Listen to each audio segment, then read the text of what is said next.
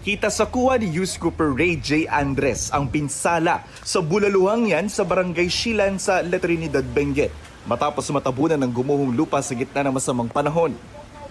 Dalawang kusinero nito ang nasawi kabilang ang isang senior citizen. Dinala naman sa ospital ang isang nailigtas na staff. Nangako ng tulong ang lokal na pamahalaan sa pamilya ng mga biktima.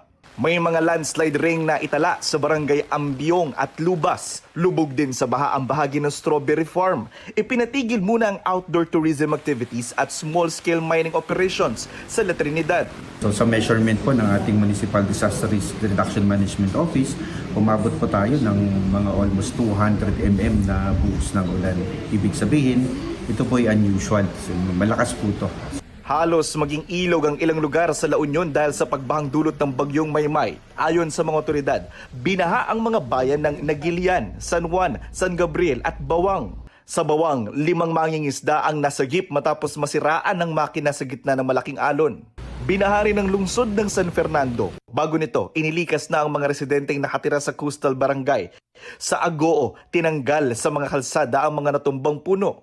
May mga naitalang landslide sa Mountain Province. Bumagsak ang slope o bahagi ng ilalim ng kalsada sa Junction Talubin-Barlig-Calacad Road sa bayan ng Bontoc at bahagi ng Baguio-Bontoc National Road sa Sitio Tabac sa Sabangan. Ayon sa Department of Public Works and Highways Mountain Province 1st District Engineering Office, limitado ang mga sasakyang pwedeng dumaan sa Junction Road dahil hindi pa rin stable ang kondisyon nito. Isang lane naman ang passable sa ilang bahagi ng Baguio-Bontoc Road at Tabuk-Enrile Road. Patuloy ang clearing operations sa lugar.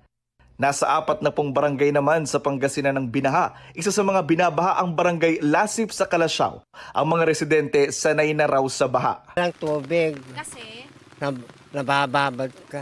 Gagawa kami ng lamo para makatawid kami. Nakamonitor naman ang mga opisyal ng barangay sa sitwasyon. Itinaas din ng ilang taga-Dagupan ang kanilang mga gamit para hindi maabot ng baha. Nakaraan na bagyo ma'am, inabot po yung bahay namin hanggang dito po sa taas. Kasi kung anong level po nung kalsada, ganun din ang taas po dito nung nakarang bagyo. Apektado rin ng bagyong Maymay ang Cagayan. Ilang silid-aralan ang pinasok ng baha. Kaya tulong-tulong tuloy ang mga estudyante sa paglilimas ng tubig.